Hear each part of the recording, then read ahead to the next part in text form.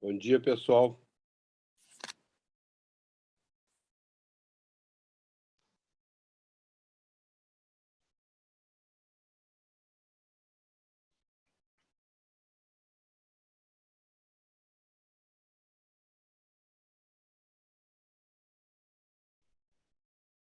Vamos aguardar a entrada dos outros até uns 5, 10 minutos, né? Porque vamos tentar começar 10h05, respeitar o horário de quem está chegando na hora, tá ok?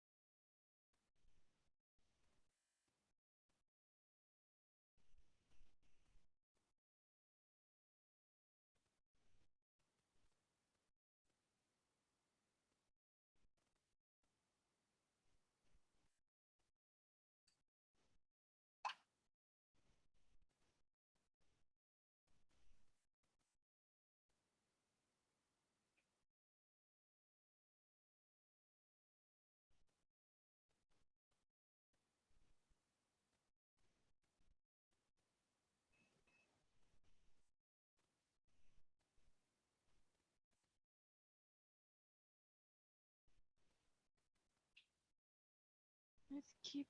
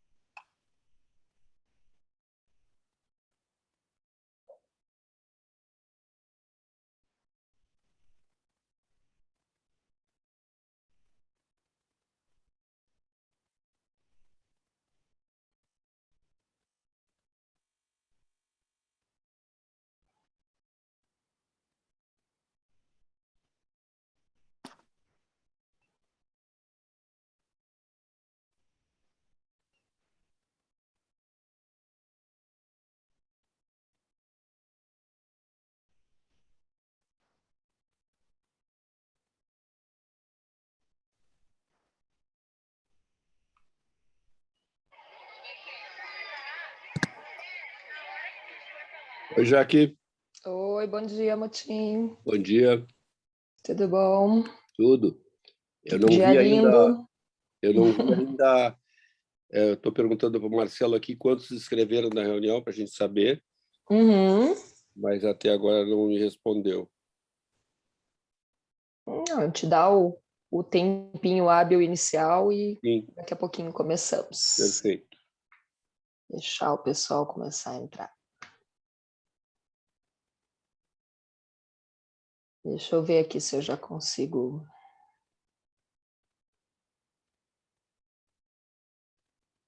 Compartilhar.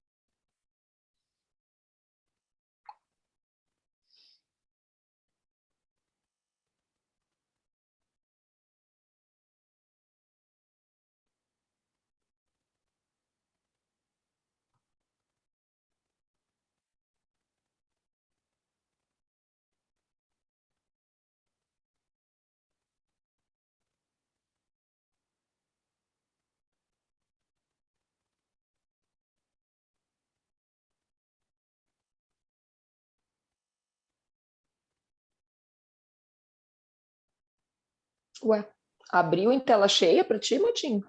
Ah, agora sim, tá. Abriu. Deixa eu ver, tá. Opa, peraí, saiu. Mas a tela está branca. É, não, agora tá branca, pois é. Vou Fecha de e abre de novo novo. aqui. Uhum, vou de novo.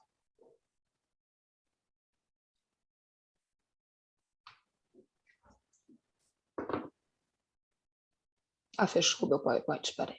Vamos do zero.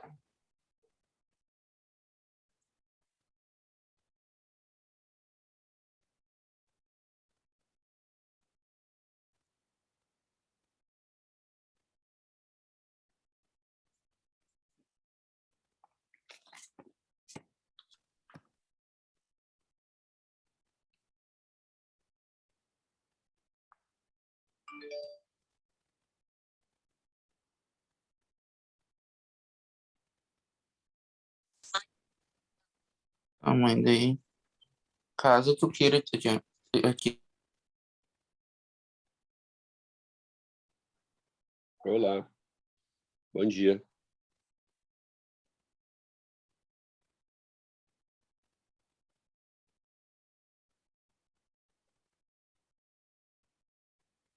Tá, vamos ver.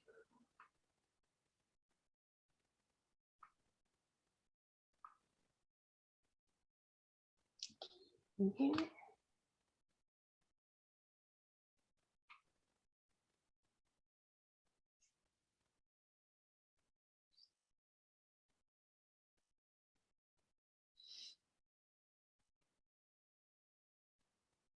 Agora abriu, né? Abriu. Tá, beleza. Bom, pessoal, a gente está dando um tempinho só para os que estão entrando ainda, tá? Mas em seguidinha a gente já vai começar a reunião para não atrasar o sábado de ninguém.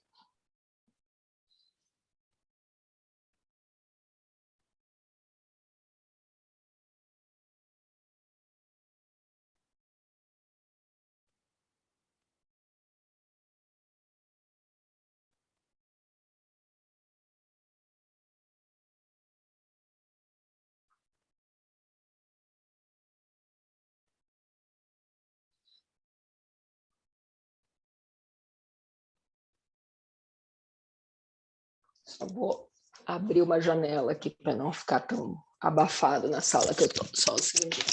Uhum.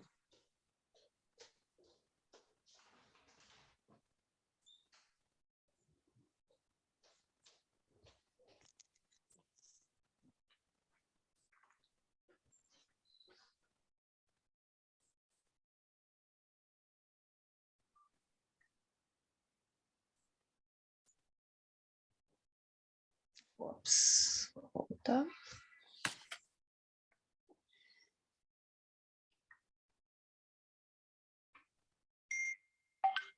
Vamos começar, Mutinho? Vamos sim. Tem gente aqui me mandando mensagem, Então tá. mas acho que é melhor começar. Tá. Então, eu vou pedir para o pessoal deixar o microfone fechado por enquanto, tá? Mas se quiserem fazer pergunta durante a apresentação, é só me interromper sem problema nenhum, tá, gente? Essa vai ser a nossa última reunião desse ano, certo? A gente sempre faz uma vez ao mês. Nós ficamos muito tempo por causa da pandemia sem ter reunião formal, mas daí desde junho nós estamos fazendo as reuniões online. E daí tem sido geralmente ou no último sábado do mês ou no primeiro sábado do mês seguinte, certo?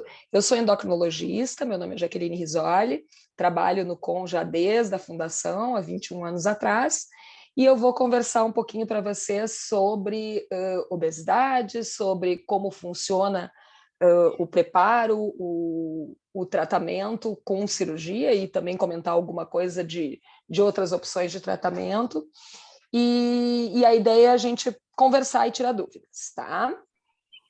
Então, para quem não conhece ou está assistindo pela primeira vez a reunião, o CON, que é o Centro de Obesidade e Síndrome Metabólica do Hospital da PUC, ele é um dos maiores e mais modernas clínicas aqui da região sul. Oi, quem está com o microfone aberto aí, Padoim, fecha, por favor. Ele foi credenciado pelo Ministério da Saúde já desde 99, nós começamos a operar em março de 2000, tá? E é uma referência aqui no Brasil como Centro Multidisciplinar de Tratamento da Obesidade. Ali, quase que tá na contramão, ó, boca aberta, barbeira. Padoim? Quem é que tá batido bem ali? Oi, meu Deus, eu vou tentar fechar. Motim, vê se tu consegue silenciar o microfone do Padoim. Peraí, já vou Vê se tu consegue.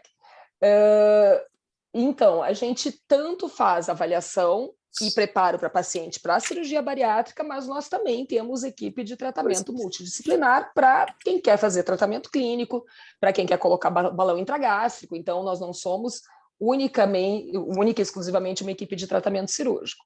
Nós estamos ligados ao Hospital da PUC, né, o que facilita o acesso, exames, internação e tudo mais, tá?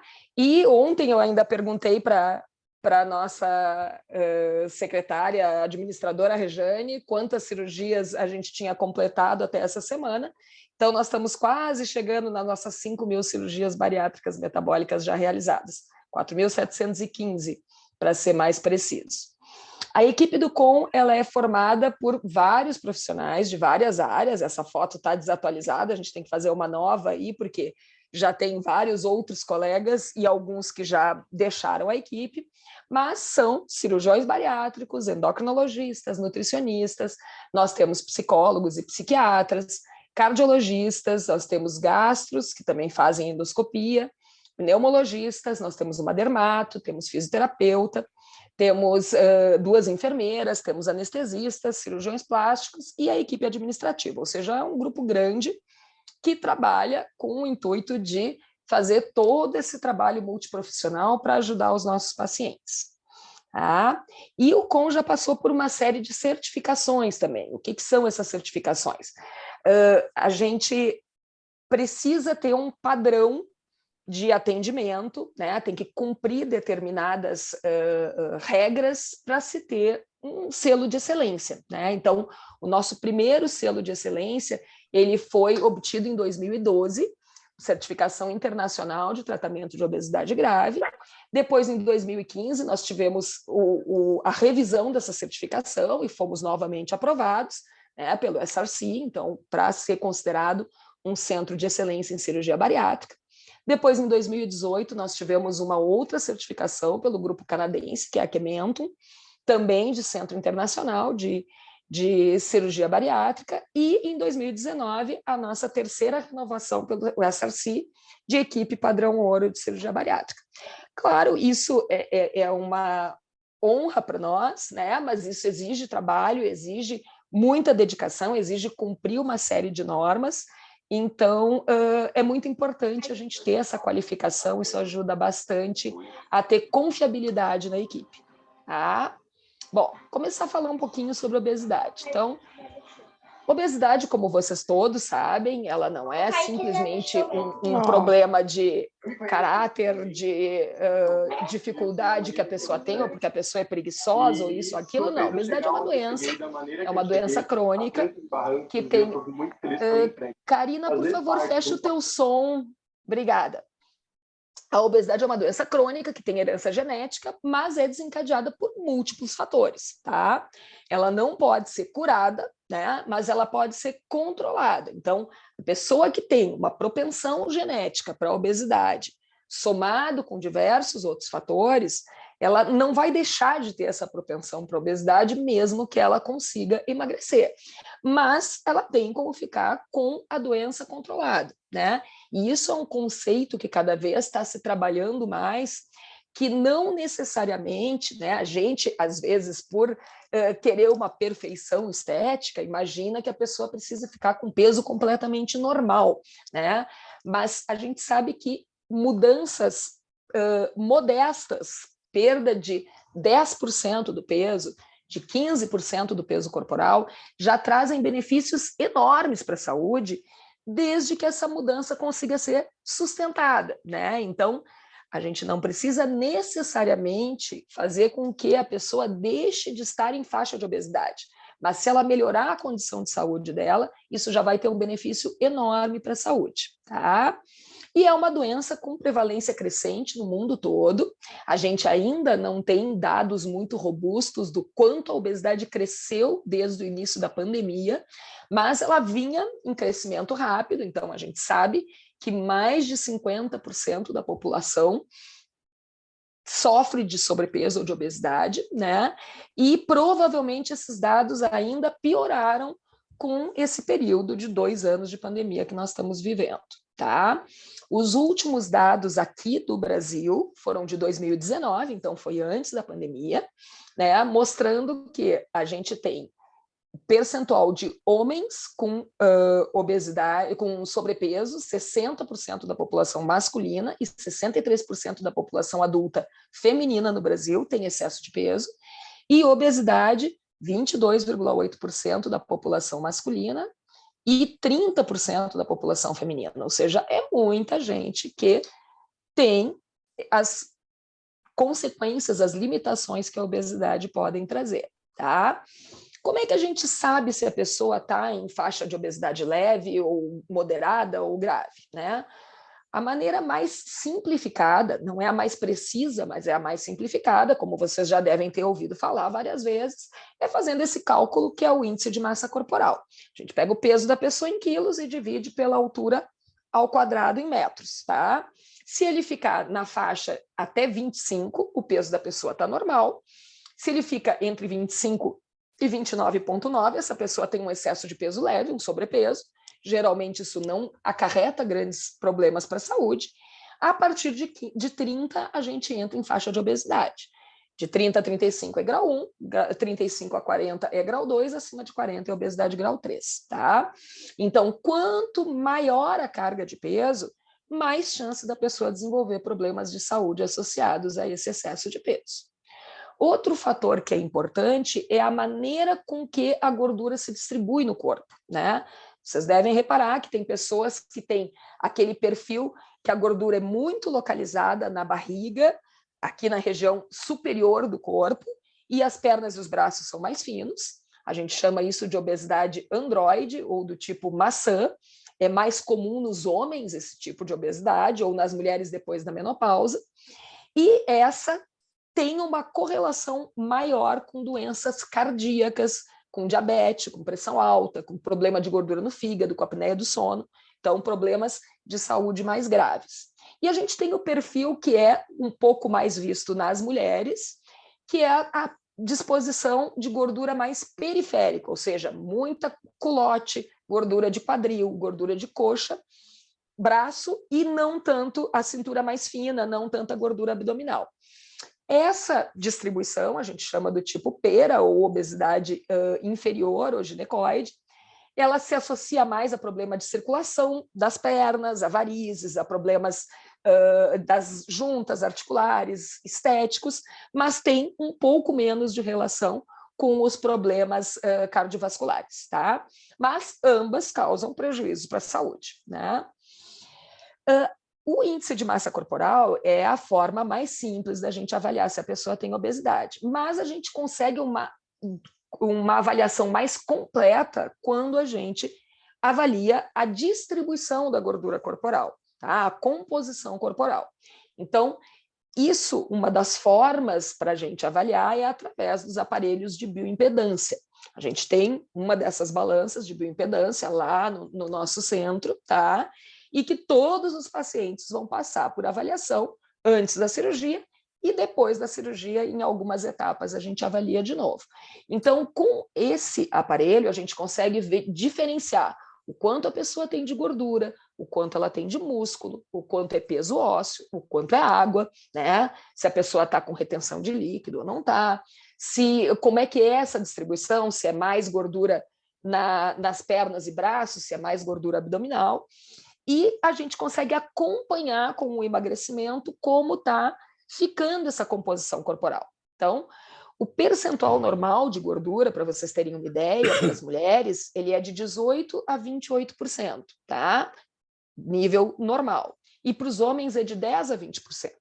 Geralmente, os nossos pacientes que estão se preparando para fazer cirurgia bariátrica, que têm obesidade em graus mais elevados, a maioria das pessoas tem 45%, 50%, 55% de gordura corporal, ou seja, tem bem mais gordura do que o nosso organismo deveria ter, certo? Bom, com relação a causas da obesidade, não existe um fator único, tá, gente? Isso é muito importante saber, assim.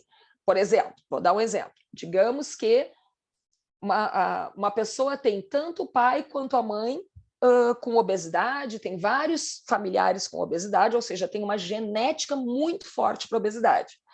Mas se essa pessoa, desde criança, desde jovem, manteve uma excelente atividade física, sempre teve uma alimentação equilibrada, balanceada, sempre teve hábitos saudáveis na rotina, provavelmente ela tem a propensão para engordar, mas ela vai manter o peso ou um sobrepeso leve, porque o ambiente que ela está convivendo, os hábitos dela estão segurando isso. Já temos outras pessoas que, mesmo sem ter tendência de família, por hábitos ruins, por muito estresse, por horário ruim de sono, por ter limitações na alimentação no dia a dia, acaba comendo muita coisa pronta, industrializada, etc., acaba desenvolvendo obesidade mesmo sem ter uma genética importante para isso. Então, a gente tem um componente genético que está presente em geralmente 60% a 70% dos casos, mas a gente soma o emocional, medicações que a pessoa possa estar tomando que aumentem apetite, questões culturais, claro, óbvio. Agora, por exemplo, né, quem é que no mês de dezembro não tem inúmeras festinhas e encontros? Ano passado não foi tanto, por causa da pandemia, mas esse ano já está surgindo, né, mais oportunidade de se reunir, de comer, beber, etc. E isso, óbvio, acaba sendo um ambiente que está todo mundo fazendo a mesma coisa, a gente vai junto com o grupo, né? É difícil evitar essas situações. Mas tudo é controlável, né, gente? Tudo é possível a gente depois retomar os hábitos e voltar a melhorar. Então, geralmente é um somatório de várias coisas. Essa frase que eu escrevi ali embaixo é de um pesquisador americano, o George Bray, que eu acho que é muito pertinente. Ela diz que a genética carrega a arma, mas quem dispara o gatilho é o ambiente obesogênico. A arma pode estar lá carregada e a pessoa nunca disparar, né? Então, é possível, sim, mesmo a gente tendo um histórico genético forte, conseguir melhorar ou não ganhar peso, né? Mas o mais importante é que a obesidade ela vem geralmente associada a outros problemas de saúde, né? Claro, nós temos pessoas, por exemplo, que têm pressão alta, ou que têm diabetes, ou que têm colesterol, ou que têm problema cardíaco e tem peso normal, né? Não é uma doença exclusiva de quem é portador de obesidade. Mas quanto mais precoce, quanto mais cedo a pessoa já começa com excesso de peso, principalmente pessoas que desde criança ou desde adolescente já têm obesidade e que vão aumentando gradativamente de peso, mais probabilidade desses problemas surgirem precocemente. Ou seja, digamos que na família tem muitos diabéticos, mas o diabetes é uma doença que geralmente começa a aparecer depois dos 50, 60 anos. Agora, se a pessoa já tem um histórico de obesidade desde a infância, às vezes com 22, 23 anos ela já está desenvolvendo diabetes e vai ter a doença por muitos mais anos, né? Então, nessa figura aí, a gente vê inúmeras coisas, não estão todas, tem mais coisas ainda, que podem ser associadas ao excesso de peso, à obesidade, tá? Inclusive, vários tipos de câncer tendem a aparecer mais frequentemente em pessoas com obesidade, e além de problemas de circulação, de problemas de dores articulares, de artrose, gordura no fígado, problemas respiratórios, né? Apneia do sono, aquela pessoa que ronca muito, que quando está dormindo, às vezes a pessoa que está ao lado, né, o marido, a esposa, o familiar, ouve a pessoa roncando e daqui a pouco dá uma parada na respiração, como se estivesse sufocando. Isso é um problema sério, a apneia do sono tem que ser tratada, né? Infarto, derrame, etc. Então, e como é que a gente faz para iniciar um tratamento, né? Acredito que muitos de vocês que estão aqui assistindo à reunião já devem ter passado por várias tentativas de tratamento, por vários tratamentos, né? A base, essa nunca vai mudar, viu, gente? A gente sempre vai ter que ter uma melhora da alimentação, a gente sempre vai ter que ter, na medida do possível, atividade física, tá? Mesmo, claro, às vezes a pessoa está com uma limitação muito grande, está com dor, com uma limitação funcional muito grande, e daí o exercício vai ter que ser adaptado, mesmo que tenha que começar com coisas muito leves, mas essa base, alimentação adequada, atividade física e mudanças de estilo de vida, hábitos mais saudáveis, é fundamental, tá? Além disso, a gente daí pode ter outras opções para ajudar a esse tratamento dar certo, né? Então, às vezes a gente vai ter que acompanhar com psicólogo, ou participar de algum grupo, né? Ou fazer tratamento com psiquiatra, usar alguma medicação para auxiliar na perda de peso. Tem grupos de apoio, vocês já devem ter ouvido falar do Vigilantes do Peso, do Comedores Compulsivos Anônimos, tem grupos privados, que nem o CREL, etc., que ajudam bastante. E, em alguns casos, a gente vai ter indicação de balão intragástrico ou de cirurgia da obesidade, tá? Mas sempre os tratamentos, esses que estão nas bolinhas coloridas, eles vão ajudar se aquela base ali também estiver sendo bem feita, certo? Bom, com relação à mudança de estilo de vida, o que quer dizer isso, né? É tentar melhorar coisas que a gente sabe que estão atrapalhando a nossa saúde, né? Então, ninguém vai deixar de eventualmente ir numa pizzaria, tomar um refrigerante, ir num aniversário comer doce. Não é uma mudança que tenha que ser 100% rigorosa, né? Mas a gente sabe que se a pessoa adquire hábitos melhores, essas escapadas eventuais, elas são muito bem toleradas pelo nosso organismo, mesmo por quem já fez cirurgia, né? Então, para conseguir o que a gente chama de déficit calórico, a gente precisa de desequilibrar a balança, né? A pessoa vai ter que consumir menos caloria e gastar mais energia, né? Então, geralmente vai se iniciar com uma restrição de calorias, daí com a conversa com a nutricionista, com o nutricionista, entre 500 a 1.000 calorias a menos do que a pessoa vinha comendo, isso vai depender da quantidade que a pessoa ingeria. Idealmente, a gente tem que começar com pelo menos 150 minutos de atividade física por semana, tá? Isso seria 3 dias de 1 hora de exercício físico, ou 6 dias de 30 minutos. Ah, mas doutora, eu não consigo, eu não tolero. Coisas pequenas já podem começar a fazer a pessoa sair do sedentarismo. Caminhar dentro do corredor do prédio, dentro de casa, fazer 5 minutos de um exercício, descansa, daqui a pouco faz mais 5 minutos, mesmo sentado, fazer exercício com os braços, né? Então, a gente pode começar devagar. E, com o tempo, claro, tem que ir aumentando essa atividade física para a gente continuar o processo de emagrecimento. Outra coisa que ajuda, apesar das pessoas terem medo da balança, mas o se pesar com frequência, uma vez por semana, 2, ajuda a gente a ter uma ideia de como é que está o nosso peso. Menor intervalo entre as consultas, infelizmente, às vezes a gente não consegue isso, mas o acompanhamento mais próximo ajuda. E discutir as mudanças, discutir as dificuldades nas consultas, a gente tem que trabalhar em cima disso. A cirurgia, ela é um instrumento poderoso, claro, né? Quem já conversou com quem tem conhecidos que já fizeram cirurgia, né, sabem como isso muda a vida da pessoa, porque ela vai favorecer o emagrecimento, vai auxiliar na reeducação alimentar, claro, tu não conseguindo comer muita quantidade, como a cirurgia ajuda a restringir o quanto a gente consegue comer, é muito mais fácil seguir uma dieta, né?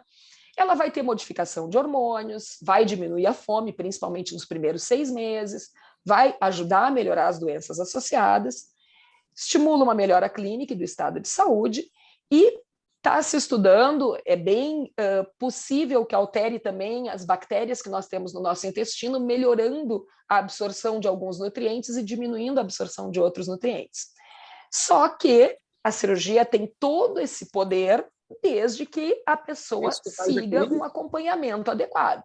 Tá? Então, é fundamental para dar certo a cirurgia, para a gente conseguir ter um bom resultado, que as mudanças de alimentação... Carol, fecha o microfone, por favor.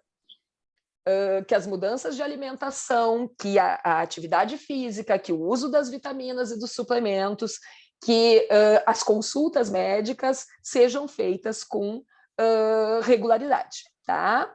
Quando é que a gente vai pensar em operar uma pessoa? As indicações formais são quando a pessoa tem um índice de massa corporal maior do que 35, ou seja, obesidade grau 2, e já tem algumas dessas doenças associadas, ou quando tem maior do que 40, mesmo sem ter nenhuma doença associada. Duração da obesidade por pelo menos 5 anos, né? Então, não é uma pessoa que engordou rapidamente agora, desde o início desse ano, que já teria indicação de cirurgia, a gente tem que tentar outros tratamentos primeiro, né? Tratamentos prévios, tentativas, que ou deram certo, mas depois a pessoa recuperou o peso, ou que não deram certo, mas a pessoa já tem que ter tentado outras formas. Muitas vezes a gente acha que a cirurgia é a única solução, mas nós já tivemos pacientes que estavam se preparando para a cirurgia e que começaram a mudar hábitos e melhoraram muito o peso e desistiram de operar, não precisaram, né? Ter a avaliação multidisciplinar, que é muito importante, ter um risco cirúrgico aceitável, então vai se fazer uma série de exames para ver se a pessoa não está correndo risco de ir para a cirurgia, a gente tem que preparar ela bem para isso antes. O compreender a doença, o saber que vai ter que mudar de hábitos ao longo da vida, tá? A idade, o mínimo é 16, o máximo é 70, mas a gente tem indicações especiais abaixo e acima dessa idade, então esses casos são avaliados individualmente, e em situações especiais, algumas pessoas com obesidade não tão grave, com obesidade grau 1, índice de massa corporal entre 30 e 35, mas portadoras de diabetes, com muita dificuldade do controle do diabetes, também podem ter indicação com o peso um pouco menor. Tá? E quais são as contraindicações, né? Contraindicações geralmente não são absolutas. Algumas são porque a pessoa naquele momento não está pronta para operar, né? Mas, claro, por exemplo, não se opera a criança, não se opera uma pessoa com mais de 80 anos, porque o risco cirúrgico não compensa, né? Pessoa que tem um transtorno alimentar que não esteja tratado, pessoa tem, por exemplo, bulimia, ou a pessoa tem um transtorno compulsivo que não está adequadamente tratado, ela precisa melhorar isso primeiro, né? Uma pessoa que está num quadro psicótico, que está tendo alucinações, que está tendo muita dificuldade em conseguir entender a realidade, ela precisa estar medicada, tratada, fazendo terapia para daí ser liberada. Quem teve recentemente tentativa de suicídio, ou quem está numa fase difícil, que está com pensamentos suicidas, não é momento para se pensar em operar. Usuários de drogas, alcoolistas, né? A pessoa tem que estar livre de drogas e de álcool há pelo menos 2 anos, em tratamento, em acompanhamento. Condição clínica adequada, por exemplo, se a pessoa teve um infarto recentemente, ou está com uma ferida aberta na perna infeccionada, ou está com um problema circulatório muito grave, a gente precisa melhorar isso, ou o diabetes está muito alto, a gente precisa melhorar essa condição de saúde, para daí a pessoa ter condições de ir para a cirurgia com mais segurança. Se a família toda se opõe à cirurgia, se tem um desajuste familiar muito grande, se essa pessoa não vai ter suporte, a gente precisa, né, trazer os familiares e tentar fazer com que a família colabore, né? Se a pessoa não tem capacidade de compreender a doença e os controles que vai ter, uma pessoa com uma limitação mental muito grande, etc., a gente precisa estruturar isso. Em alguns casos, a gente não vai ter condição de operar, né? E saber que a pessoa precisa ter esse acompanhamento a longo prazo. Não é assim, não, eu vou me operar ali com o Dr. Motim, com o pessoal da equipe do COM, mas eu estou daqui a 2 semanas me mudando para a Austrália e depois disso lá eu vejo depois se eu acompanho. Não, a gente tem todo um preparo antes. Não quer dizer que quem operou de bariátrica não possa ir morar no exterior, mas não é num período curtíssimo de prazo, não é sem ter um acompanhamento inicial, sem ter já um conhecimento de uma equipe que vai acompanhar em outro lugar e assim por diante. Tá? Como é que funciona o nosso andamento na equipe? Tá? Então, geralmente, vocês vão começar passando por uma consulta que a gente chama de consulta de triagem. Tá? Então, todo paciente que quer se preparar para a cirurgia vai fazer uma primeira consulta com um dos cirurgiões do grupo. Tá? Nessa consulta vai ser avaliado o histórico de saúde, as doenças que a pessoa já sabe que tem, vai ser explicado como é que funciona o nosso processo para a cirurgia, tá? E depois disso, se a pessoa realmente tiver indicação e quiser operar, ela vai seguir com a marcação das consultas pré-operatórias, tá? Então, vai ser avaliada, passado por avaliação clínica, que geralmente é com o endocrinologista ou com um dos clínicos da equipe, com a nutricionista, com o psicólogo, e vai ser realizada uma entrevista administrativa para orientação quanto a custos e convênios, etc. Pelo SUS, a rotina é um pouquinho diferente, tá? A primeira consulta do SUS, ela tem que ser na unidade básica de saúde, no posto, tá? Aí no posto, a pessoa vai, procura o posto de saúde, pede que quer marcar uma consulta com um clínico e o clínico, avaliando, vai encaminhar para a central de consultas para ser agendado para um serviço de cirurgia bariátrica. Aqui no Rio Grande do Sul, nós temos 5 centros de cirurgia bariátrica que operam pelo SUS. 4 em Porto Alegre e 1 em Caxias. Tá? Daí, depois de passar por tudo isso, vai ser agendado a consulta de triagem com o cirurgião em algumas dessas equipes e inicia o processo de avaliação. Então, tem essas etapas antes de chegar na equipe que tem que ser cumpridas, certo? Quais são os exames pré-operatórios que se costuma fazer? São solicitados exames laboratoriais, é uma bateria de exames de sangue, de laboratório, para a gente ver como é que está a glicose, colesterol, triglicerídeos, ver se a pessoa tem algum marcador de vírus de hepatite, se tem alteração no fígado ou no rim. Então, a gente faz uma avaliação completinha de exames de laboratório. Além disso, a gente faz eletro do coração, o raio-x dos pulmões, uma ecografia do abdômen para ver o fígado, para ver vesícula, para ver como é que estão os rins, como é que estão os órgãos internos. A endoscopia, que é aquele exame que a gente passa aquele aparelho lá pela boca, que vai até o estômago, olhar o estômago por dentro, para ver se ele tem alguma ferida, a bactéria que causa gastrite, se tem que fazer algum tratamento antes, tá? E, além desses, tem outros exames conforme a necessidade da pessoa. Esses todos fazem. Tá? Mas talvez alguns pacientes precisem fazer uma avaliação cardiológica mais específica, ou precisem fazer uma avaliação de circulação das pernas, ou precisem fazer uma avaliação da tireoide, né? Então, dependendo do caso, se somam mais alguns exames. Tá? Com isso, a gente tem uma avaliação da situação de saúde da pessoa, a necessidade de usar alguma medicação e fazer algum tratamento antes da cirurgia, para ter maior segurança. Tá, gente? Quais são as cirurgias que são mais feitas no Brasil e no mundo, tá? Nós, no COM, fazemos, na grande maioria dos casos, essa cirurgia, que é a gastroplastia o bypass gástrico, quer dizer, em Y de Roux, ou a redução de estômago, como muitos chamam, ou a cirurgia de grampeamento, né? Que é uma cirurgia que já é feita há muitos anos, já começou a ser feita lá desde a década de 80, tá? Se tem muita experiência com essa cirurgia.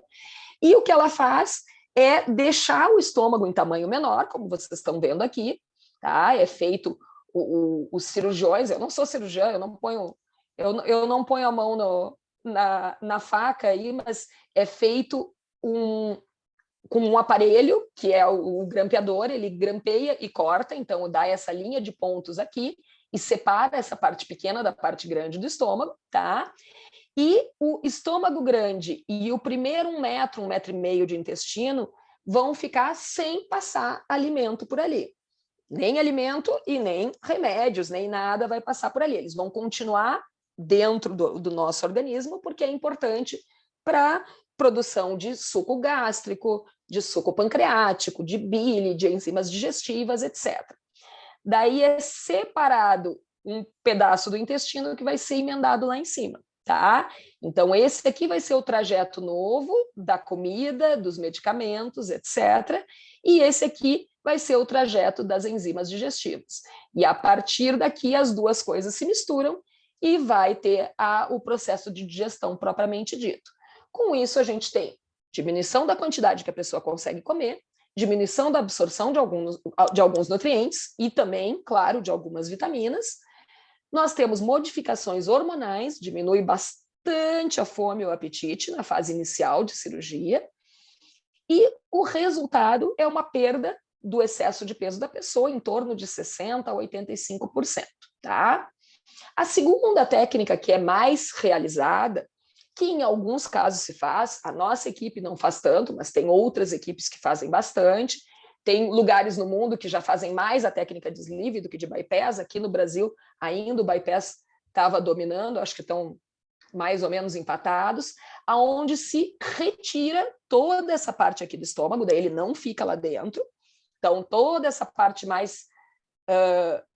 o fundo do estômago, que a gente chama, ele vai ser retirado, é uma gastrectomia, e o estômago vai ficar só como se fosse um tubinho, tá? Como se fosse uma manga. Por isso que é chamado de sleeve. Sleeve em inglês quer dizer manga. É uma gastrectomia, então se tira o estômago, mas não se mexe no intestino nessa cirurgia. O estômago fica um pouco maior, a capacidade de ingerir alimentos é um pouquinho maior, e a redução da absorção de nutrientes é menor, tá? Também modifica hormônios, também modifica enzimas digestivas, precisa tomar vitaminas também, mas geralmente o controle das vitaminas é mais fácil, usa quantidades um pouco menores, tá? Mas é uma cirurgia que perde um pouco menos de peso e tem algumas pessoas, alguns pacientes que desenvolvem refluxo gastroesofágico depois dessa cirurgia. Então, tem que ser acompanhado com endoscopia e tudo mais, porque se começa a voltar muito ácido aqui para o esôfago, isso pode causar uma ferida, uma lesão ali no esôfago, raramente até chegar a ponto de causar câncer. Então, tem que ser bem acompanhado também, tá? A perda de peso com a cirurgia de sleeve é de 50% a 75% do excesso de peso. É um pouco menor que o bypass e é uma cirurgia que é feita há mais ou menos 10 anos. Então, não se tem ainda dados de tão longo prazo, tá? Mas também é uma técnica que pode ser feita em alguns casos. Eu já expliquei algumas coisas ali quando eu estava falando do bypass, mas a gente tem basicamente 3 mecanismos que são os mais, né, importantes aí quando a gente faz essa cirurgia. É diminuir a quantidade de alimento que a pessoa consegue comer, porque o estômago enche mais rápido, é diminuir a absorção de nutrientes, porque a gente tem esse desvio do intestino, uma parte importante da área de absorção vai estar desviada e não vai passar comida por ali. E a modificação hormonal, que é um dos mecanismos, por exemplo, que se melhora muito o controle da glicose, o controle do diabetes. Às vezes a pessoa diabética sai do hospital já sem precisar usar medicação para o diabetes, porque a glicose, mesmo sem ter emagrecido, ela já melhorou muito, tá? Como é que é a rotina da internação, para vocês terem uma ideia? Esse é o padrão que está se fazendo agora desde que retomamos as cirurgias com a pandemia. Antes se ficava um pouquinho mais de tempo no hospital, agora a grande maioria das pessoas tem ficado só uma noite no hospital, tá? Então, geralmente, se interna na manhã da cirurgia, direto para o bloco cirúrgico, tá? O tempo de preparo entre botar a pessoa na sala, preparar, fazer anestesia e a cirurgia, vai variar de 1h30, 2h30, algumas vezes pode demorar mais, algumas vezes fica bem dentro desse tempo, né? Mas isso até para os familiares saberem, né? Vai para a sala de recuperação já acordado. Na sala de recuperação do bloco cirúrgico, já vai começar a tomar água em pequenos golinhos, com um copinho pequenininho ou com uma seringa, já vai poder sair da cama com ajuda, né, para poder ir até o banheiro e tudo mais, vai receber medicações para dor ou outras que for necessário, geralmente permanece uma noite na sala de recuperação e, se tiver tudo bem, vai de alta para casa no outro dia de manhã, tá? Se for necessário, se a pessoa não estiver conseguindo ingerir líquido, tiver com muita dor, teve algum quadro febril, teve alguma coisa de suspeita ali de que não está pronta ainda para ir embora, vai ficar mais tempo. Daí vai para a enfermaria e fica o tempo que for necessário, tá? Bom, uma das coisas que a gente sempre comenta, assim, é que a cirurgia é uma parte de um processo, né, gente? Então, para esse processo dar certo, a gente tem algumas coisas que precisam ser seguidas, né? O Dr. Motim gosta de chamar disso que são os 10 mandamentos aí da cirurgia bariátrica, tá? Então, eu vou explicar um pouquinho cada um deles, e isso tem tudo lá no nosso site também, depois, para quem quiser reler ou tirar dúvidas, tá? E a reunião também está sendo gravada, vai ficar disponível lá. Então, primeira coisa que é fundamental é realmente reeducação alimentar, tá? A gente brinca que é reeducação ou é educação alimentar, porque tem gente que às vezes já desde criança nunca teve hábitos muito saudáveis, então vai ter que aprender do zero, né? Então, o processo com o acompanhamento do nutricionista é muito importante para a gente já desde antes da cirurgia ir aprendendo a comer melhor, tá? Então, depois eu vou mostrar a pirâmide aí de alimentos, mas o principal para quem faz cirurgia bariátrica é que a alimentação tem que ter uma base boa de proteínas na dieta, tá? Como é que a gente vai comer? Depois da cirurgia, em porções menores, devagar, mastigando bem, fazendo o processo de triturar o alimento ainda na boca, usando os dentes para isso. E no início, a pessoa vai ter que comer a cada 2 a 3 horas, depois isso vai sendo espaçado com o passar do tempo, tá? Essa é a pirâmide do paciente bariátrico de alimentação, tá? Por que ela é um pouco diferente? Porque na maioria das pirâmides alimentares, da população em geral, a base é o carboidrato, depois vem legumes, frutas, etc., depois vem as proteínas e depois as gorduras, açúcares e tudo mais. Aqui vocês podem ver que a base da pirâmide do bariátrico não é nem a alimentação, a base é uma boa hidratação, tomar água, tomar os suplementos de vitaminas e fazer exercício. Daí, quando entra a alimentação em si, a principal componente é as proteínas, tá? Então, ela tem que estar presente em todas as refeições. Queijo, ovo, iogurte, leite, carne, frango, peixe, os legumes, as leguminosas que têm proteína vegetal, né? Então, essa é a base da alimentação. Daí, depois, entram os legumes, as frutas, as verduras, os óleos de boa qualidade, as sementes, as castanhas, etc. Depois, em porções bem menores, os carboidratos, tá? E de preferência, esses carboidratos serem integrais, não ficar comendo só pão branco, ou não ficar comendo só macarrão instantâneo, né? Miojo, essas coisas. E, por último, lá em cima, os que têm que ser evitados, né? Então, os excessos de doces, a bebida alcoólica que tem que ser evitada, refrigerantes, né? o excesso de gorduras, frituras, etc. Tá? Então, segunda coisa, primeiro, mudança de hábito alimentar, depois, seguindo pelo mesmo perfil, comer proteína adequadamente. Aqui está o modelinho de um pratinho de como é que teria que ser a distribuição da alimentação para quem fez a cirurgia. Então, metade do prato composto por proteína, 1/4 do prato por vegetais ou frutas e 1/4 do prato por carboidrato, tá? Então, essa aqui é a maneira com que deveria ser a alimentação para manter um bom resultado a longo prazo. Claro que a gente sabe que antes da cirurgia a capacidade do estômago é maior, a gente consegue comer tranquilamente uma porção grande aí de alimentos, ou às vezes 2 pratos desses, e depois, nos primeiros meses principalmente, isso vai ser bem mais restrito e vai ser impossível comer mais que isso no início. Então, é interessante porque, assim, não é um sofrimento para a pessoa comer uma porção menor. Se agora vocês fizerem essa mudança, vocês vão sentir muita fome, né? Mas quando a pessoa está operada, isso é uma coisa bem mais fácil de conseguir fazer, tá? Bom, atividade física, eu já falei algumas vezes aqui, mas é fundamental. A gente tem que manter os benefícios da cirurgia sem ter perda de massa muscular de forma importante. Então, o nosso corpo precisa estar ativo para a gente não perder muito músculo. Quando tu emagrece muito, digamos, que a pessoa perdeu 20 quilos, né? Desses 20 quilos, provavelmente a pessoa vai perder uns 12, 13 quilos de gordura, vai perder uns 3, 4 de musculatura, se não estiver fazendo exercício, e vai perder água, vai perder até um pouco de massa óssea, né? Mas a gordura, ela é fácil de recuperar. O músculo, ele é super difícil de recuperar.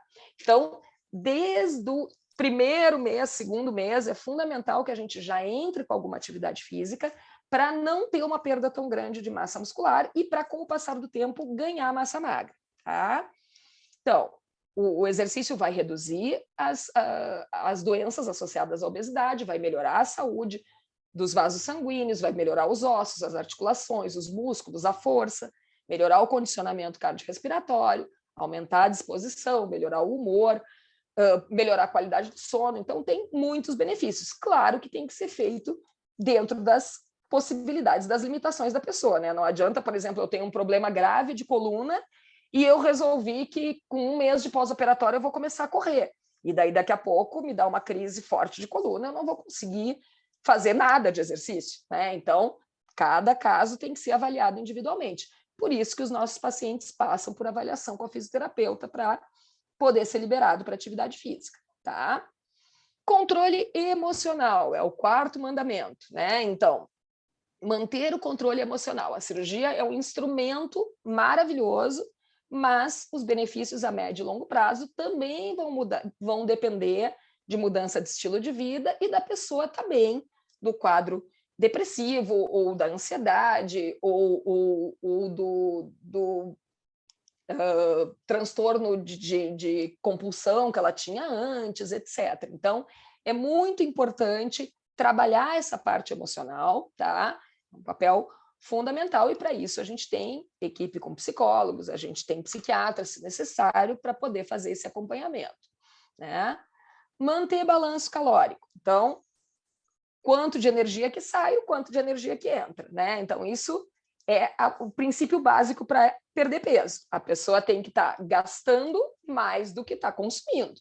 Então, se o meu corpo está gastando 1.400 calorias no dia e eu estou comendo 1.800 calorias no dia, eu até posso não estar comendo muito, mas eu vou acabar ganhando peso. Agora, se o meu corpo está gastando 1.800 e eu estou comendo 1.400, eu vou perder peso, né? Então, isso a gente vai acompanhando, orientando e traçando essas metas do balanço calórico. E o que acontece, né, gente? Às vezes o pessoal pensa assim, mas eu estou comendo tão pouquinho que tudo bem se eu não cuidar muito a qualidade do que eu estou comendo. Tá, eu como lá uma porçãozinha de batata chips, daí daqui a pouco eu como lá um bombom, daí daqui a pouco eu como lá um pãozinho torrado com manteiga. É pouquinho, isso não vai me engordar, mas isso são alimentos com alta densidade de caloria. Então, às vezes, além de não nutrir, além de não ser um alimento saudável para a pessoa, ele está somando calorias e daqui a pouco vai acabar parando mais cedo de perder peso, porque mesmo em quantidade pequena, são alimentos que têm uma densidade calórica grande, tá? Assumir o controle, o 6º mandamento, né? Então, a pessoa tem que ter o papel dela, não adianta assim, eu vou fazer a cirurgia porque minha esposa está me incomodando, mas assim, ela que vai ter que fazer tudo para mim depois. Não, é fundamental que a pessoa seja né, o principal participante desse processo, né? Então, organizar refeições, fazer compra, combinar os alimentos, manter um horário no dia para conseguir botar o exercício físico, entender que às vezes o emocional pode estar atrapalhando e procurar ajuda, né? Então, a cirurgia é uma peça dentro dessa engrenagem, mas esse controle a pessoa tem que estar ativamente fazendo, né? Não depender só dos outros. Eu não consigo me cuidar porque eu tenho um filho de 15 anos e tenho meu marido e os dois comem pizza na sexta-feira e comem hambúrguer no sábado e daí eu acabo comendo junto. Até pode comer eventualmente junto, mas não quer dizer que o teu tratamento dependa deles, né? Então, é importante a gente ter essa noção, tá? Outra coisa fundamental é tentar não voltar aos antigos hábitos, né, gente? Então, a intenção de mudar, ela envolve aprendizados e comportamentos novos. Vamos dar um exemplo bem simples aí, que é dia a dia, né? Muitas vezes a gente sabe que antes da cirurgia o pessoal tinha hábito de tomar direto refrigerante, bebida adoçada com açúcar, etc. Daí, quando eu estava me preparando para a cirurgia, parei de tomar. Os primeiros 6 meses de pós-operatório, não tomei nada. Já estou um tempão sem tomar refrigerante, daqui a pouco eu começo a tomar regularmente de novo, né? Primeiro era um copo, daí daqui a pouco eu comecei a tomar 2, 3 copos por dia, daí daqui a pouco eu estou tomando 1 litro por dia, 1,5 litro, 2, né? Então, para que retomar um hábito que não é saudável? Uma coisa é ir no aniversário de alguém e tomar um copo de refrigerante, outra coisa é voltar a tomar refrigerante como se fosse água, né? Então, são mudanças que são importantes. A gente sabe, por exemplo, que a pessoa, a gente tem que parar de fumar antes da cirurgia, né? Quem é fumante, porque isso aumenta o risco de trombose, de embolia, de piora de cicatrização. Conseguiu parar de fumar, ficou lá 3, 4 meses sem fumar. Jesus, não volta a fumar depois. Para que voltar com um hábito ruim que tu conseguisse tirar? Né? Então, é muito importante a gente pensar sempre assim, que esses deslizes, se eles forem mantidos, vai ser uma coisa ruim que tu vai trazer para a tua vida novamente. Tá? Manter o controle multidisciplinar, então, o acompanhamento com a equipe, com os médicos da equipe. Mas eu tenho minha psicóloga, eu já faço tratamento fora, eu vou ter que trocar para da equipe? Não, tu vai fazer a avaliação com o psicólogo da equipe e vai depois manter acompanhamento com o teu psicólogo, não tem problema nenhum, mas é importante ter um acompanhamento, tá? A escolha da técnica cirúrgica, ela é feita, óbvio, com o cirurgião, em combinação com o paciente, de quais são as metas, quais são os objetivos, qual é os problemas de saúde que essa pessoa tem. Então, a cirurgia deve ser uma decisão conjunta, tá? Vai variar de acordo com a idade, o peso, as comorbidades. A gente sabe que, por exemplo, a cirurgia de bypass, para a pessoa que tem diabetes, colesterol alto, triglicerídeo alto, ela é mais interessante do que a cirurgia de sleeve, que não melhora tanto essas condições de saúde.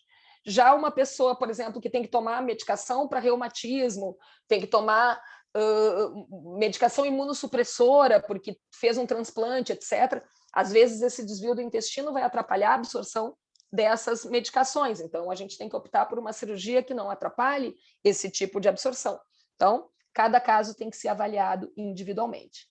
E, claro, eventualmente, se a cirurgia ficou com alguma falha, com algum defeito, ela vai ter que ser corrigida, né? Isso são exceções, é uma coisa que não é frequente, mas se a pessoa não perdeu peso ou se reganhou muito peso e a gente detecta lá que tem uma área que abriu dos pontos, que não está adequada, talvez até em alguns casos se precise reintervir, mas isso é exceção, tá?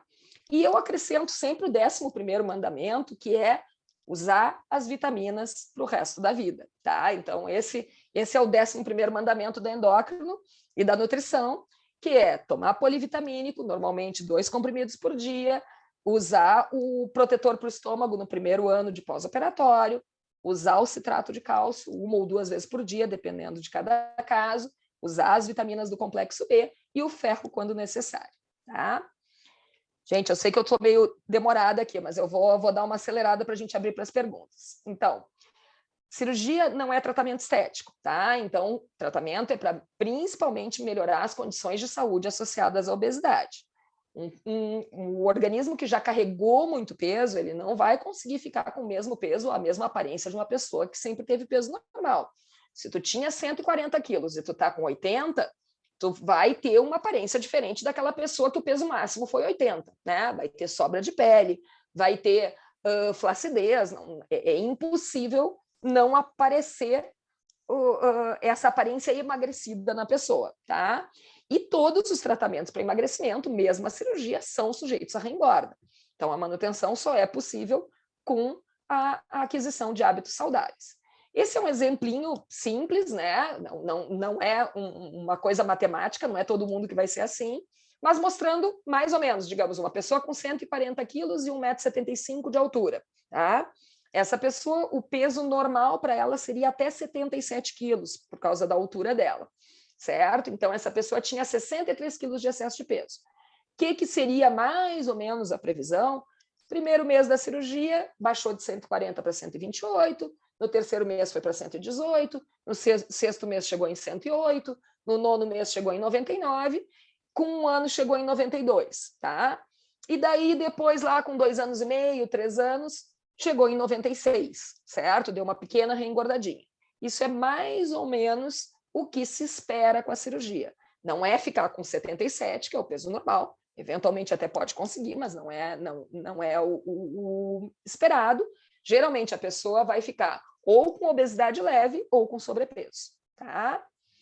Quais os problemas de saúde que podem melhorar? Isso eu já comentei, né, antes, mas principalmente diabetes, pressão alta, apneia do sono, colesterol, triglicerídeo, dores articulares, isso tende a melhorar. Algumas doenças podem até ficar controladas sem remédio, outras vão ficar mais fáceis de tratar, e tem coisas que não vão ter modificação. Por exemplo, a pessoa tem hipotireoidismo, tem problema da tireoide.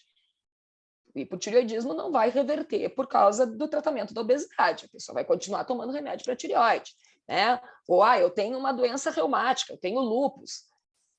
A carga de peso em cima da articulação vai diminuir, talvez tu possa até diminuir um pouco a medicação, mas tu não vai deixar de ter o lúpus, que é uma doença autoimune.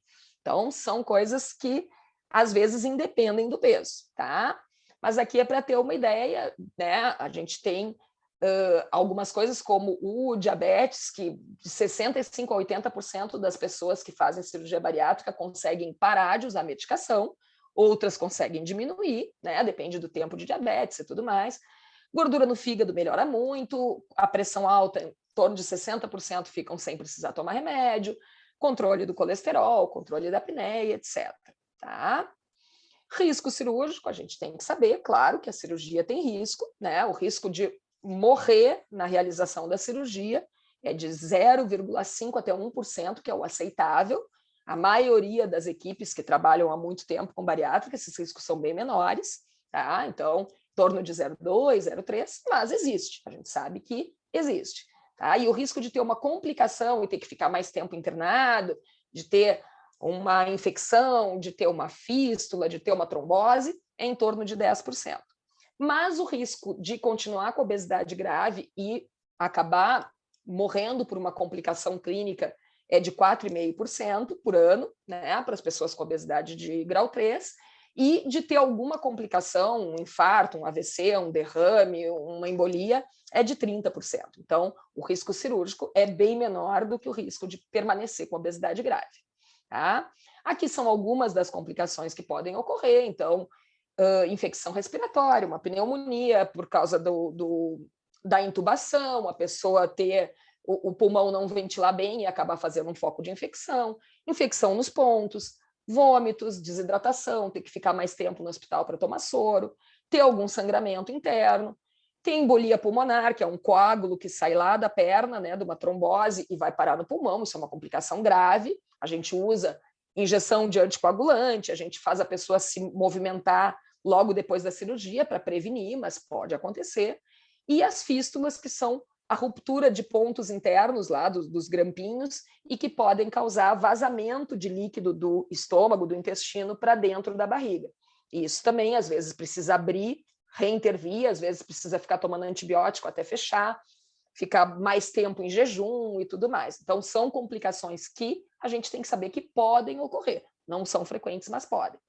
E complicações mais tardias, queda de cabelo, vitaminas baixas, se a pessoa não está repondo de maneira adequada, sensação de mal-estar quando come coisa com gordura ou com açúcar, que é o dumping, né?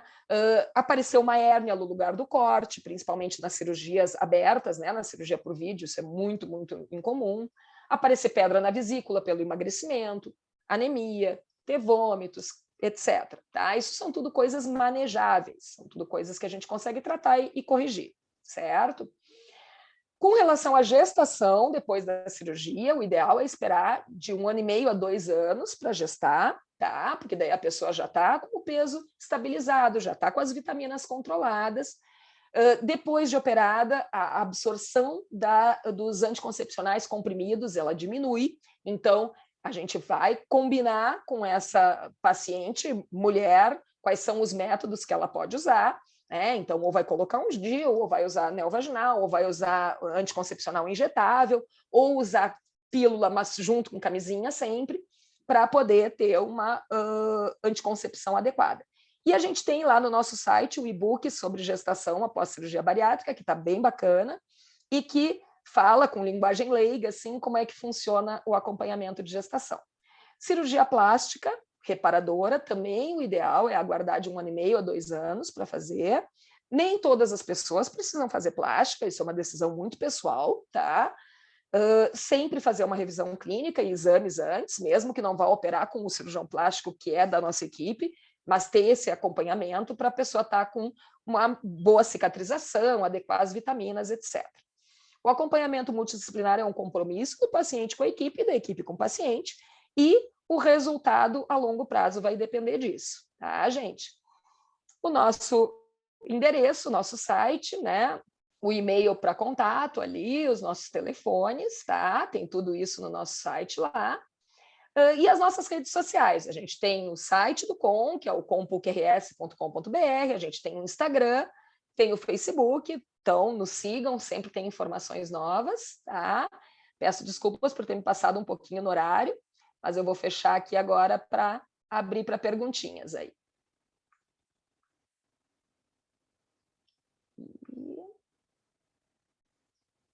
Isto. Quem quiser fazer comentário, quem quiser perguntar, o pessoal da equipe que está aí, que quiser fazer algum comentário também, podem abrir câmera, podem abrir microfone. Oi, eu tenho uma dúvida referente ao método contraceptivo que tu acabou de falar. Claro, Camila. Eu não tomo anticoncepcional, já vai fazer uns anos, né? Eu só uso o preservativo. Eu teria que voltar a tomar o anticoncepcional? Não, na verdade não. Se tu tá controlando bem com o preservativo, tem essa consciência de que o preservativo é um método com algumas falhas, mas a segurança do preservativo é a mesma agora ou depois da cirurgia. O que muda, né, Camila, é que assim, muitas vezes a obesidade em graus mais elevados, ela atrapalha a fertilidade. Então, a pessoa tem o ciclo menstrual bem irregular, não ovula, né? Se tu estivesse tentando engravidar, talvez tu tivesse com um pouco de dificuldade. No momento que começa a emagrecer, uma das primeiras coisas que melhora é a ovulação e fertilidade. Então, a gente tem que estar consciente disso.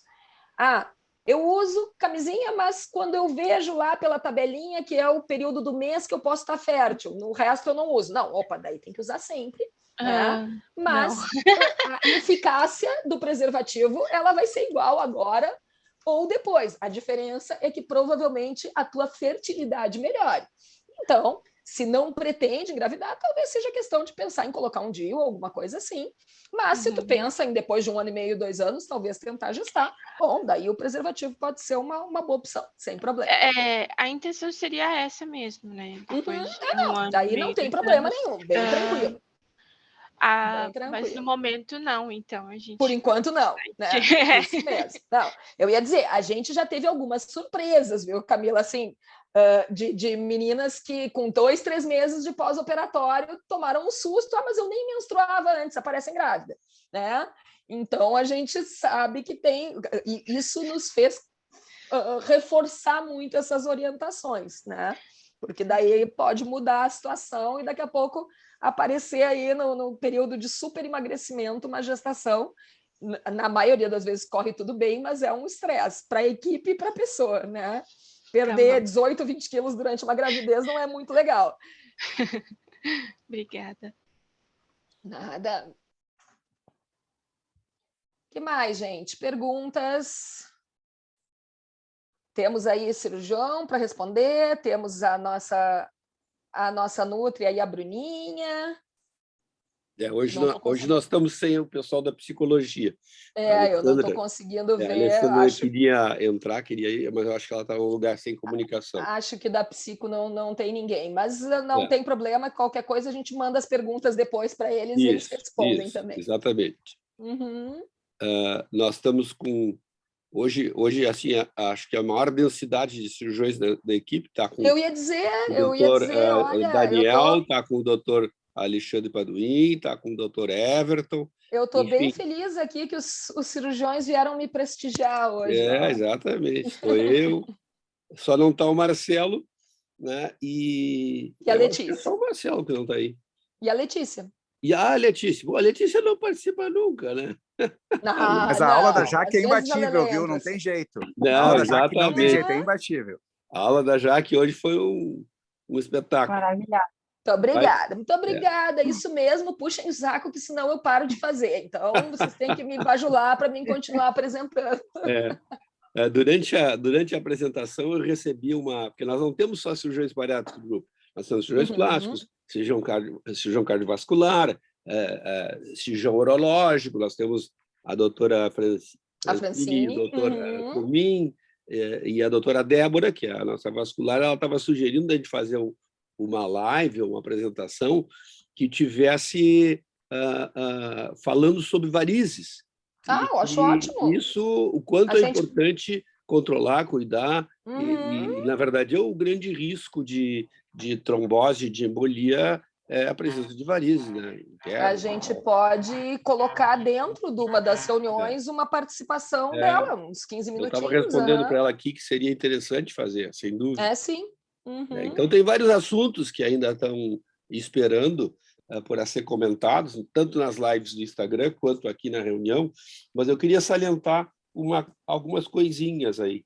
Em primeiro lugar, nós somos hoje, felizmente, uma equipe que tem vários cirurgiões e até tem um novo, agora o Dr. Wellington, chegando o ano que vem, que vai ser incorporado à equipe para um curso de especialização, e conforme esse estágio de um ano, ele poderá ficar na equipe também. Então, mais um cirurgião ainda, né? E temos esses outros cirurgiões adjacentes, vasculares, plásticos, urológicos, enfim. Bom, também gostaria de falar salientar ainda que nós ainda usamos, para quem vem de casa, de forma ambulatorial para operar, o teste COVID-PCR válido dos últimos 5 dias. Nós precisamos muito... isso eu esqueci de acrescentar. Isso, nós preservamos muito a segurança dos pacientes e da própria equipe para operar a gente sem Covid, né? Isso é uma coisa fundamental. Embora alguns grupos estejam relaxando nisso, nós não vamos abrir mão dessa segurança. E vacinem, né, pessoal? Pelo amor de Deus. Vacinem, né? Façam primeira, segunda, terceira, quarta, oitava dose, mas não deixem de vacinar. Inclusive, tem uma outra coisa que eu queria levantar, é que nós hoje estamos dispondo de novas técnicas para intervenção bariátrica.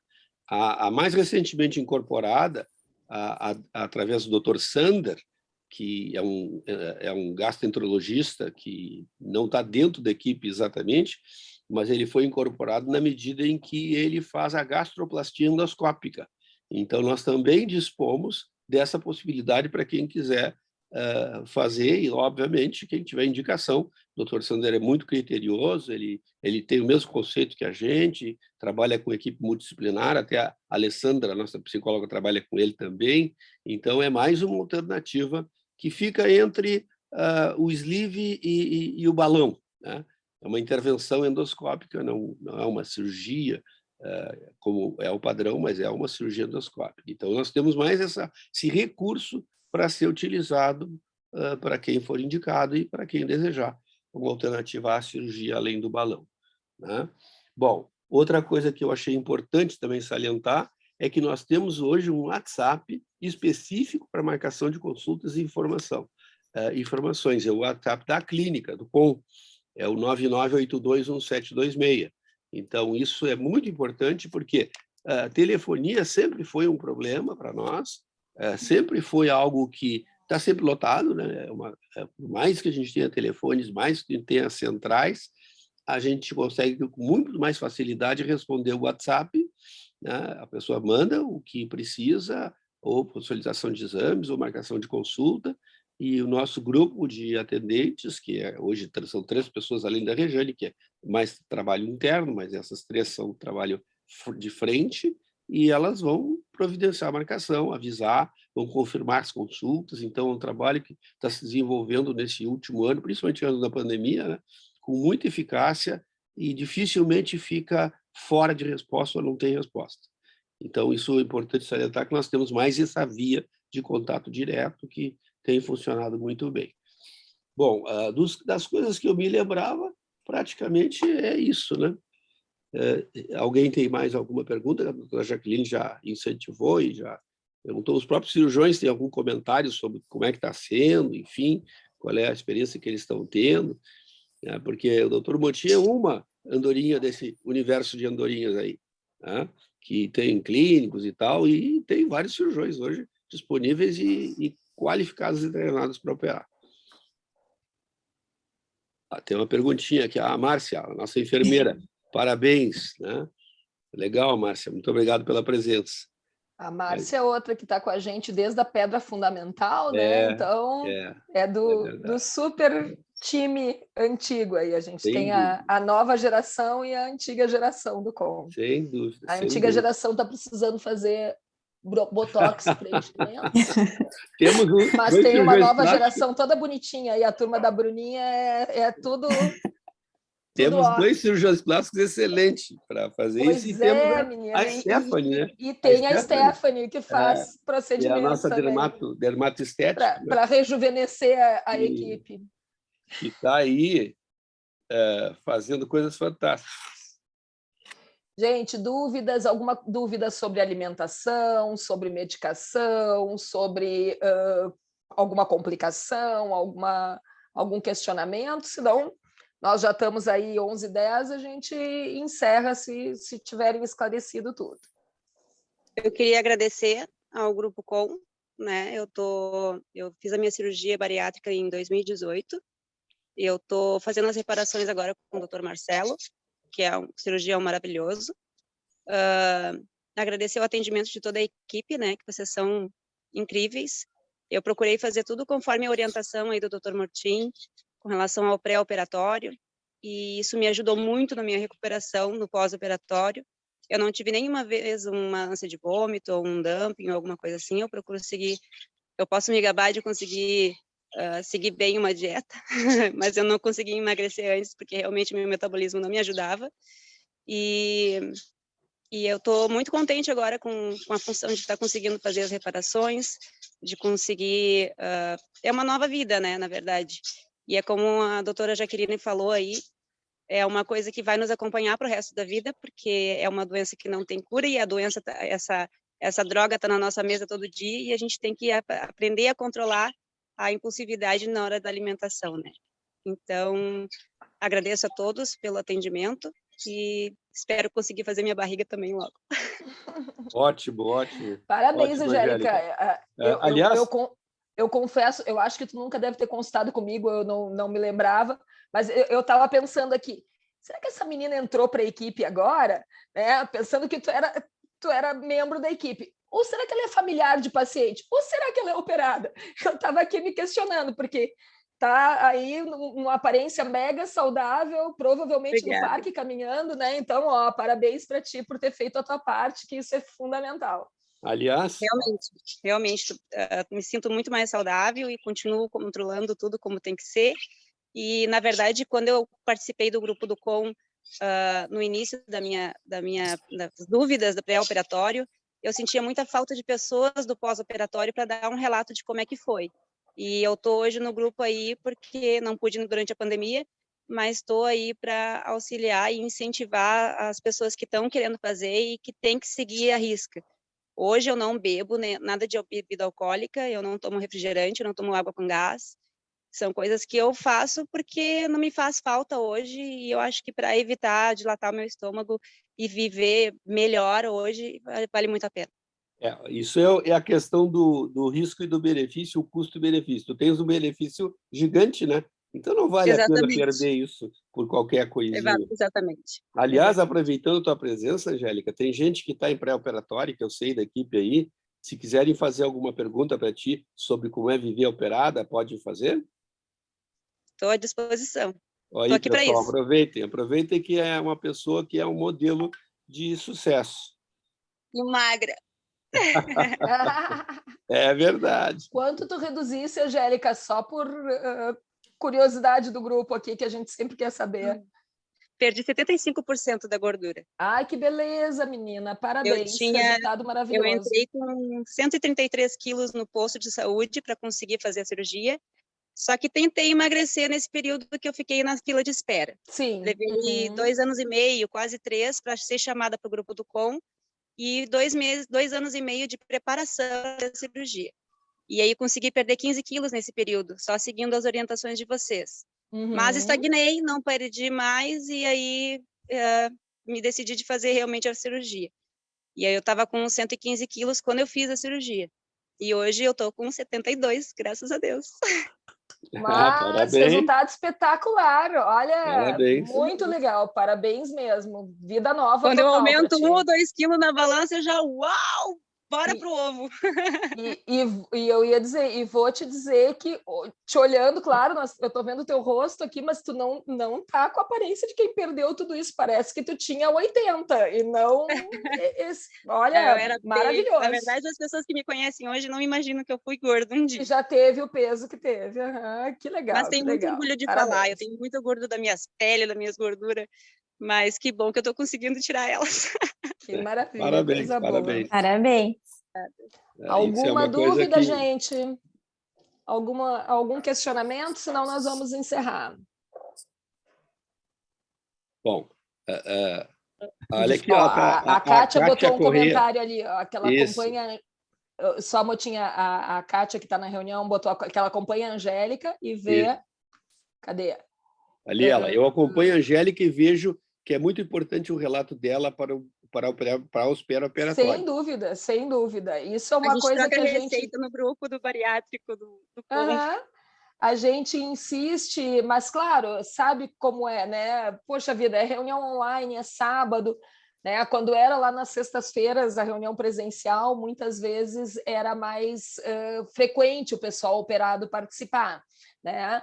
Mas isso ajuda muito, assim, e até para relembrar, né, Angélica, tu ainda está recente, ainda está com a informação fresca na cabeça.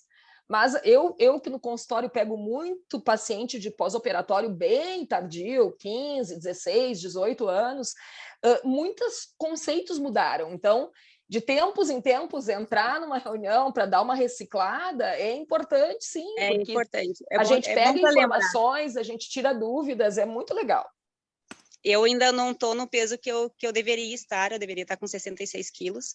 Eu sei que a gente perde um pouco de peso também com as cirurgias, mas alguém calculou errado isso aí, porque certamente não é para perder 100%, não, tá maravilhoso. É uma estimativa, né? Sei lá, daí é uma previsão tua. Assim. Eu não quero mais emagrecer, eu tô feliz assim com o peso que eu tô atualmente. E, Karina, eu fiz o bypass em 2018, foi essa técnica que eu utilizei, tá? Te avisar, para te explicar. Muito bem, pessoal. Então, acho que a reunião foi muito interessante, acho que a reunião foi maravilhosa, como várias pessoas já disseram, e bem-vindo a vocês na próxima. Quanto mais gente tiver na próxima, melhor, porque sempre vai vir de uma forma diferente o conhecimento e com alguns comentários extraordinários. Sempre se traz alguma coisa nova. E eu já tenho 2 coisas para a próxima reunião para trazer, mas eu vou fazer suspense e não vou revelar o que vai ser. Né? Então, Até a próxima e bom fim de semana para todos. Gente, Eu bom tenho fim uma de ano pergunta. para todos, tá? Eu tenho uma pergunta. Vamos lá. Continuem se cuidando, a pandemia não acabou, mas vamos aos pouquinhos ir retomando as atividades. Jaque, tem uma pergunta aí. Oi. Tem uma pergunta. Fale. Deixa eu ver. Oi, bom dia. Pode falar, Carla. Assim, eu tenho uma dúvida porque eu sou de Pelotas, né? E eu estou no processo dos exames agora. Eu fui ontem fazer um e amanhã, domingo, eu tenho outros.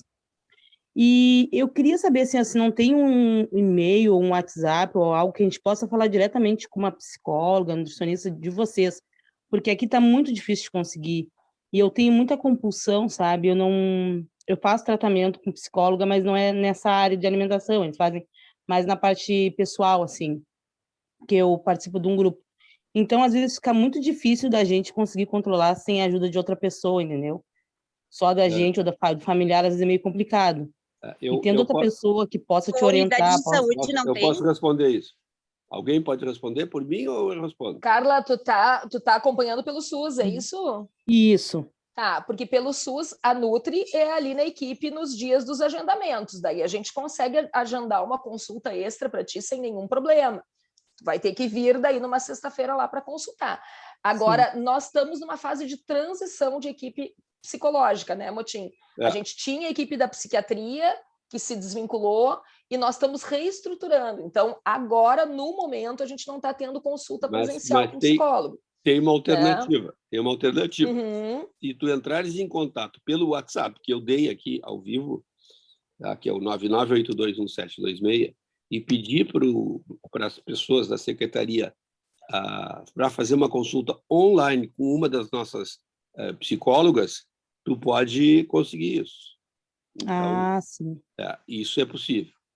O senhor pode só repetir de novo, 9982? Está escrito aqui, A Camila acabou de botar 726. Tá? Tá bom. Muito obrigado pela atenção. Essa reunião vai ficar gravada, vai ficar um link no site, vocês podem rever esses assuntos, rever as informações fornecidas aqui, enfim, isso é um dado que vai ficar lá, é só acessar o site com o seu e-mail e entrar nas reuniões e ver o link e abrir, vai estar esses dados, toda essa conversa toda que nós tivemos, vai estar lá registrada para ser reassistida, como tem as outras todas que se fez. Né? Se fez uma falando sobre álcool, se fez falando sobre nutrição, psicologia, enfim, várias foram feitas, como vão ser feitas outras tantas aí, e cada vez trazendo um assunto novo. Né? Então, é isso aí, tá? Tá, pessoal? Certo, gente. Tchau, gente. Semana. Bom final de Cuidem-se, semana. Bom tudo final de de semana bom. para todos. Abraços. Tchau, Tchau, abraço. Tchau, obrigado. Tchau, Daniel. Daniel está também falando ali. O Everton deu uma sumida, mas o Daniel está ali ainda. Tchau para todos. E todas.